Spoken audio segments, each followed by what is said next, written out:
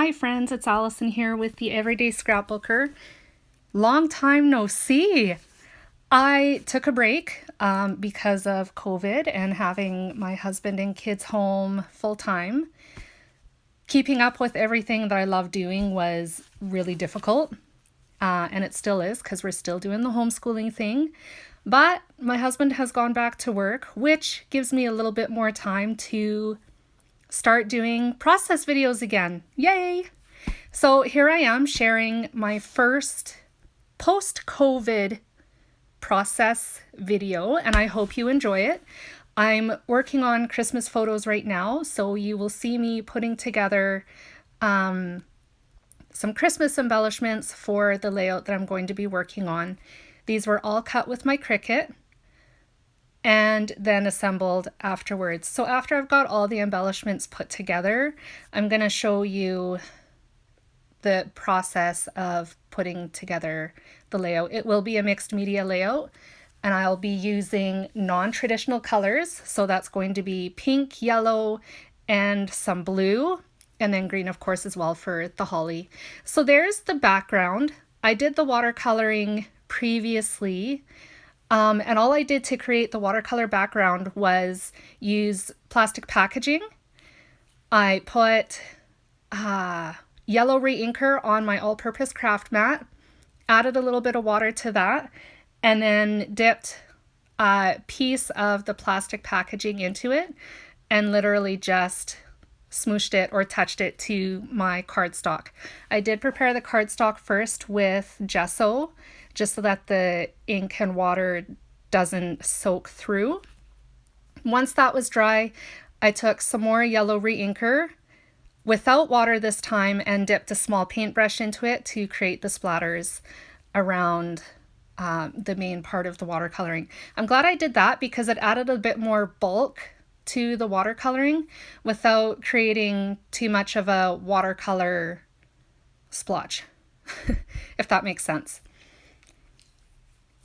So that's how I did the watercoloring. Now I'm just arranging the photos. I have two 3x4-inch photos printed, and then I cut a piece of some really old Close to My Heart pattern paper into a 3x4-inch rectangle as well. And I'll be using that to mat the candy cane on. I'm using foam squares just to add some dimension to that candy cane.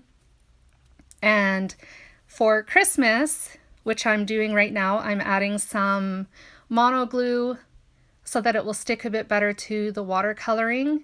I find using any other adhesive doesn't stick very well to I think it's the gesso. I don't think so much it's the watercoloring. I also add a little bit to my photos because I used my tape runner to adhere them. You can see me doing that now. And I'm just reinforcing that a bit more with my Tombow mono glue just to ensure nothing falls off. So the cut file for my title is The Christmas Spirit Lives Here, and it's one giant title on my Cricut. Everything I've used on my layout today is cut with my Cricut and has come from Design Space in Cricut. But I didn't want to keep the title in one big chunky block. So after it was cut, I actually split it up. So the first part of the title is going to be layered above the middle picture, and then the word spirit is going to be layered on top of the middle picture. I cut it with blue or from blue cardstock just so that it would show up a bit better on the black and white picture. First, I had it all cut in black, and then I realized that the black isn't going to show up very well on the picture. So I cut it a second time from blue cardstock and cut Christmas and Spirit from the blue cardstock. That just adds a little bit more interest and also helps you see part of the title better if I hadn't done it that way.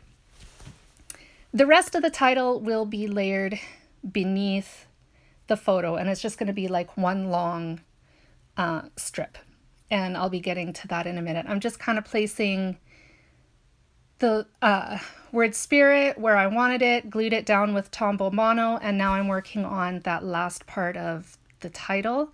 I'm just placing the letters where I want them. I'll space them out a little bit more, and when I'm happy with that placement, I'll adhere them with more Tombow Mono.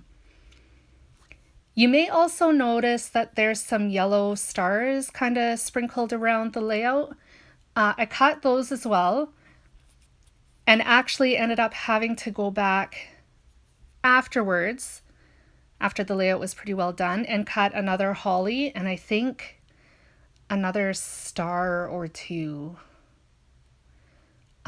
just to kind of help balance the layout out a little bit more and draw a bit more of that yellow into the layout. I'm really loving non-traditional colors for such a festive layout. I just think it breathes new life into a traditional holiday, one that's been around for, you know, like ever. And while the red and gold and red and green and, you know, like red and silver traditional colors are beautiful, I really kind of have a special soft spot for the non-traditional colors. Oh, I didn't cut another star, my bad. I went and cut a little tag because I thought the candy cane needed just a little something else to draw a bit more attention to it. So I found this really cute joy tag and I cut it from white cardstock, layered it on some actually scrap cardstock that I had in my stash that I'd sprayed yellow mist on, layered that underneath the die cut image, and I think that was perfect just to tie more yellow into that portion of the layout. I also used some yellow baker's twine to add some texture to the layout as well. So of course, as we all know, stars are sparkly and they glisten. So I pulled out my glisten stickles and I'm going to apply them to all the yellow stars with a tiny little paintbrush just for a tiny bit of sparkle.